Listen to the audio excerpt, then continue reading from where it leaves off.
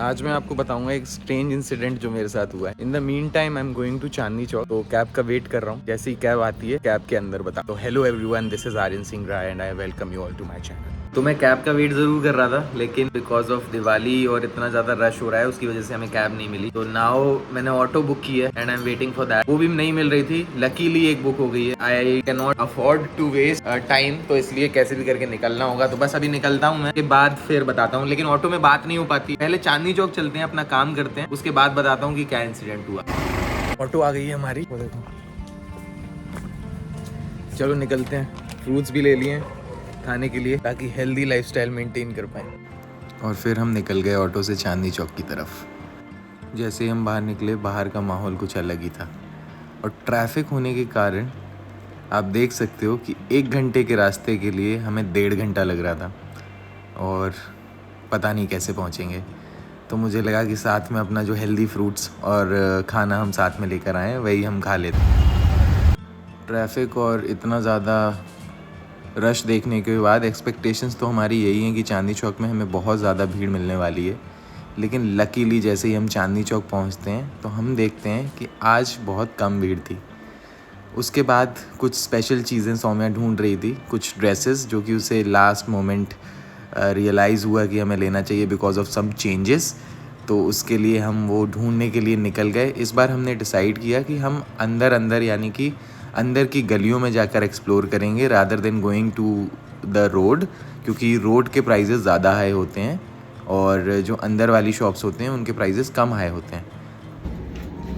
Congested सी lift में भाई खड़ा हुआ नहीं हुआ जा रहा है। उसके बाद हमें लगा कि कुछ हेल्दी खा लेते हैं, तो हमने ये खाया और उसके बाद हम निकल गए नई सड़क की तरफ। नई सड़क का ये नज़ारा हमने पहली बार देखा होगा, क्योंकि नई सड़क में मैं जब भी गया हूँ सिर्फ ऐसा ही माहौल होता है जब लोग आपस में टकरा रहे होते हैं। It was really good to see this side of Chandni Chowk, जहाँ पे पूरा चारों तरफ लाइट्स, डेकोरेशंस और लोग बिज़ी थे दिवाली के लिए, पूजा में and everything like that. That was really good. उसके बाद मैंने डिसाइड किया कि मुझे लाइट्स लेनी थी घर के लिए, बिकॉज दिवाली भी आ गई है और अब शादी के टाइम पे भी मुझे ढेर सारी लाइट्स लगानी होंगी घर पे। तो हम इलेक्ट्रॉनिक मार्केट चले गए। इलेक्ट्रॉनिक मार्केट का एक चीज़ है, वहाँ पे बहुत ज़्यादा भीड़ थी, बहुत ज़्यादा भीड़ थी। चांदनी चौक, पूरे चांदनी चौक की भीड़ एक तरफ और यहाँ की भीड़ एक तरफ, और बहुत ही ज़्यादा कंजस्टेड गली के अंदर है वो मार्केट। मार्केट बहुत अच्छा है, आपको प्राइजेज़ और चीज़ें होलसेल रेट पर मिल जाएंगी। बट यहाँ पे जो एक्चुअल फ्रॉड होता है वो ये होता है कि जो एक्सपेक्टेड लेंथ या फिर एक्सपेक्टेड सामान आपको बोला जाता है वो आपको नहीं मिल पाता है और वो चीट कर देते हैं। आपको बोलते हैं कि ये देखो सोना ने लेकर आई है ये गिफ्ट फ्री में। फॉर एन एग्जांपल आपको बोलते हैं कि लाइट 50 मीटर्स है तो वो 30 मीटर्स ही निकले। तो अगर आप यहाँ जा रहे हैं तो चेक कर लीजिएगा अच्छे से एंड बी वेयर, ताकि आप बेवकूफ़ ना बन जाए। इसके बाद हमने डिसाइड किया कि हम थोड़ा सा कुछ खाकर चांदनी चौक से निकल लेते हैं, because it was already very late. तो चलिए, जैसे ही मैं घर पहुंचता हूं उसके बाद हम बात करते हैं एकदम डिटेल में। तो आज है नेक्स्ट डे। लास्ट टाइम घास लगाने के बाद गार्डन अभी बुरी कंडीशन में है और दिवाली आ गई है, तो ऐसे अच्छा नहीं लगेगा। तो I have decided to clean this up. जितना मैं क्लीन कर सकता हूँ उतना करूँगा and then I have decided to do something, तो वो मैं आपको बाद में बताऊँगा। मैंने ये चॉप कर दिए हैं, ये अभी चॉप करने वाला हूँ। और सारी दुनिया एक तरफ और गार्डन का काम खुद से करना एक तरफ। What a piece. अनफॉर्चुनेटली अब जो थोड़ी सी घास उगी थी वो भी हमें रिमूव करनी पड़ेगी। इसको हम ब्लेड से कर रहे हैं। अभी the next target is this.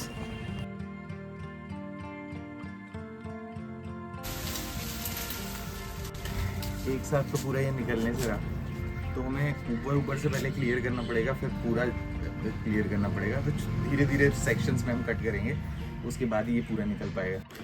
इसके बाद छोटे छोटे चंक्स करके मैंने इसको काटना शुरू कर दिया, और ये बहुत इंपॉर्टेंट था क्योंकि इसकी वजह से बहुत गंदगी भी होती थी और कीड़े भी आते थे। एंड इवन जो मेजर ग्रीनरी वाला पार्ट था वो ऊपर चला गया था और नीचे वाला सेक्शन एकदम खाली होता चला जा रहा था। क्या रह गया है वो अभी निकालते हैं।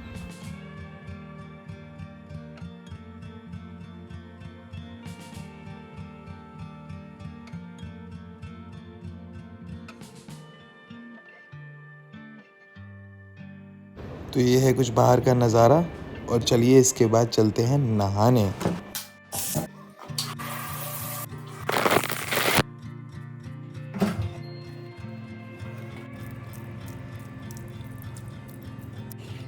तो मैं आ गया हूँ नहाकर। इतनी सारी मेहनत और मुशक्कत करने के बाद, पर वो भी ज़रूरी था क्योंकि दिवाली आ गई है और बहुत दिनों से झाड़ सा दिख रहा था और जो नीचे वाले पेड़ थे वो ग्रो होके उनका शेड वाला और ग्रीनर पार्ट जो था वो ऊपर की तरफ चला गया था और उसकी वजह से वो बहुत गंदा दिख रहा था। वो क्लीन करना बहुत ज़रूरी था और जैसा कि हमारे हिंदुइज्म में माना जाता है कि दिवाली से पहले सब कुछ क्लीन कर लेना चाहिए, तभी घर में लक्ष्मी आती है। तो दैट वाज वेरी इंपॉर्टेंट। अभी क्लीन करने के बाद कुछ ऐसा दिख रहा है, तो आपने देखा क्लीन करने के बाद कैसा लग रहा है, बट टिल ये अभी शुरुआत है। तो शादी से पहले आई प्लान टू इसका मेकओवर करने का सोचा है मैंने, क्योंकि हमारी घास लगाने की कोशिश तो बिल्कुल नाकाम हो गई। इवन दो हम कहते हैं कि मेहनत करने वाले की कभी हार नहीं होती। मैंने ऑलरेडी प्लान कर लिया है, मैंने सोच लिया है कि मुझे क्या करना है। तो जैसे ही मैं वो एग्जीक्यूट करूंगा उसके लिए नया व्लॉग आएगा तो मैं आपको बताऊंगा। तो और अदर देन दैट मैंने आपसे पिछली वीडियो में भी पूछा था, अगर आपके पास कोई सजेशन है कि मैं गार्डन में क्या कर सकता हूँ, क्योंकि घास वहाँ पे काम नहीं कर रही है, तो मैं क्या कर सकता हूँ उसको अच्छा बनाने के लिए। अगर आपके पास कोई आइडियाज़ हैं तो please comment down in the comment section, तो वो मेरे लिए भी हेल्पफुल होगा क्योंकि मैं भी ट्राई कर रहा हूँ फाइंड करने के लिए। हो सकता है आप जो मैंने सोचा है उससे कोई बेटर आइडिया आपने दिया हो। और ये है कैनन। क्या देखो कैनन, कितनी दिन से नहीं मिले हो तुम सबसे, आओ। और कैनन की भी तबीयत ख़राब चल रही थी। अभी जब मैंने लास्ट टाइम आप लोगों को बताया था कि इसने सॉक्स खा लिया था, उसके बाद इसकी तबीयत ठीक हो गई थी, पर उसके बाद इसने एक टॉवल खा ली। वो टॉवल निकल गई थी बट स्टिल उसकी वजह से इन्फेक्शन हो गया था इसके पेट में। दैट इज द रीजन वो लूज मोशंस हो रहे थे and even I was able to find blood in that loose motion. तो वो बहुत ही ज़्यादा डरावना था, बट हमने डॉक्टर से कंसल्ट किया और उसकी वजह से इसका जो न्यूटर होने वाला पार्ट है वो भी डिले होता चला जा रहा है। उसके लिए भी मुझे व्लॉग बनाना है, पर मैंने उसके लिए टेस्ट भी करा लिए थे ऑलरेडी और डॉक्टर से भी बात कर ली थी।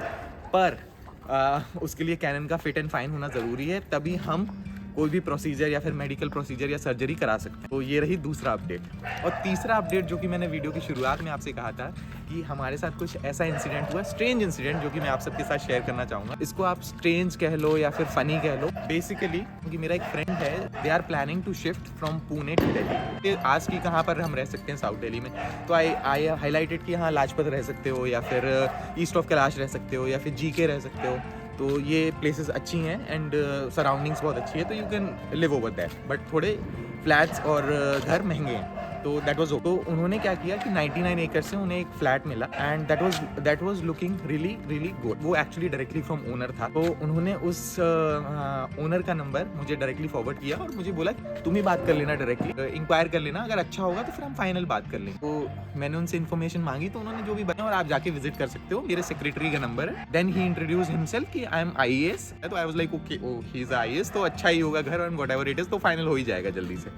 तो देन वैसे हम यूजुअली जाते नहीं, प्लान हमारा यही था कि हो सकता है नहीं अच्छा हो, बट हमें रियलाइज हुआ कि ओके IAS का घर है तो अच्छा ही होगा, तो हो सकता है कि उनका काम हो। तो one fine day me and Saumya decided to go. तो उन्होंने अपने PA का नंबर दिया था, तो हमने उनसे कोऑर्डिनेट कर लिया कि हम आ रहे हैं आज देखने के लिए। तो उन्होंने अब लोकेशन भेजी और हम पहुंच गए वहाँ पे। तो जैसे ही हम वहाँ पहुँचते हैं, मैंने बोला ओम प्रकाश जी, तो उन्होंने बोला कि हाँ मैं ही हूँ, सर का PA हूँ मैं आपको दिखा दूंगा, आप घर देख सकते हैं। तो हम वहाँ पहुँच गए घर देखने के लिए। हमने घर देखा, तो घर was not actually very good, but it was good maintained, पर बहुत कंजेस्टेड था, चीज़ें बहुत छोटी थी, अलमीरा बहुत छोटी थी, और सॉरी फॉर दिस गाइस। तो हमने कहा कि चलो अच्छा है, और मैं सौम्या को बोलने लगा कि चलो उनको फ़ोन करके ही बता देते हैं कि अब तो फाइनलाइज हो जाएगा एंड एवरीथिंग इज़ गुड। तो उसके बाद सौम्या बोली कि नहीं अभी चलते हैं, पहले निकलते हैं यहाँ से, उसके बाद बात करेंगे, उसके बाद बताते हैं उनको कि क्या सीन है क्या नहीं है, मतलब मेरे फ्रेंड को बताते हैं कि क्या सीन है क्या। तो जैसे हम बाहर निकले तो हमने पूछा कि तो फिर किससे बात करनी पड़ेगी, उन्हीं सर से बात करनी पड़ेगी जो IAS हैं या फिर। तो उन्होंने बोला कि नहीं ये बात करेंगे, उनके फादर हैं ये।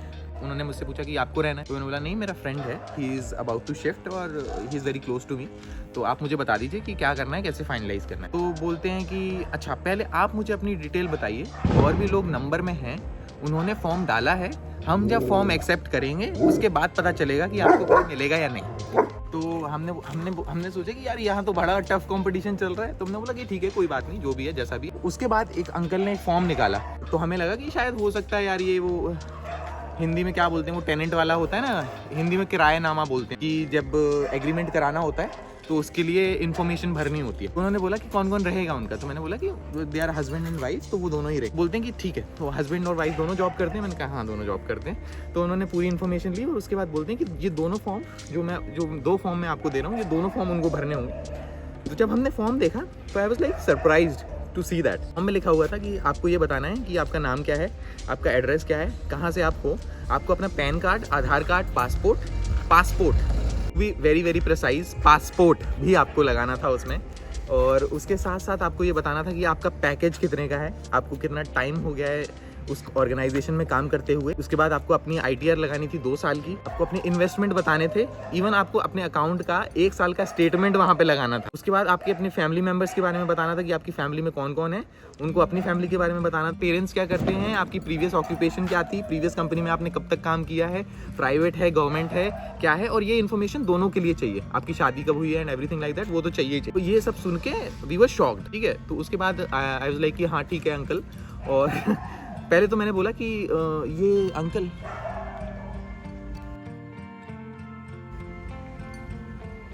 इग्नोर करिए इसको, कैमरामैन बंद करो। उसके बाद मैंने बोला कि अंकल पैन कार्ड तो चलिए ठीक है समझ में आता है, लेकिन ITR और स्टेटमेंट और वो सब क्यों चाहिए। तो अंकल बोलते हैं कि हो सकता है आप या फिर जो रहने वाले हैं वो किसी टेररिस्ट एक्टिविटी में इन्वॉल्व हों, और हो सकता है कि आपके पास गलत तरीके से पैसा आता हो, आपके पास कोई ब्लैक मनी आता हो जिसकी इन्फॉर्मेशन हमें चाहिए। और आयरनी की बात देखो कि थोड़ी देर पहले ही अंकल हमसे ये बोल रहे थे कि 45,000 रेंट है, जिसमें से 30,000 आपको ऑनलाइन ट्रांसफर करना है, और रिमेनिंग अमाउंट जो कि 15,000 है वो कि आपको कैश में पे करना होगा। और उसके लिए 1 तारीख को आपके पास बंदा आएगा और वो आपसे वो कैश ले जाएगा, जिसका कोई हिसाब नहीं। तो मैंने बोला कि अंकल ऐसा क्यों। तो बोले कि वो इनकम टैक्स की वजह से होता है ना, आप जानते ही हो आजकल इतना टैक्स वैक्स लग रहा है। तो आयरनी की बात देखिए कि अंकल बात कर रहे थे कि किसी टेररिस्ट ऑर्गेनाइजेशन से हमारे पास पैसे तो नहीं आ रहे हैं और उसकी इन्फॉर्मेशन उन्हें चाहिए, और at the same time uncle is doing this, समझ जाओ आप। तो and to be honest bluntly he was saying this thing without any hesitation और anything like that. He was like हाँ ऐसा है तो है।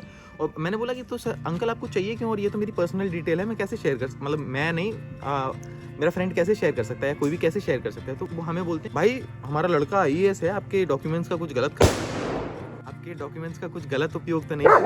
And that was really strange.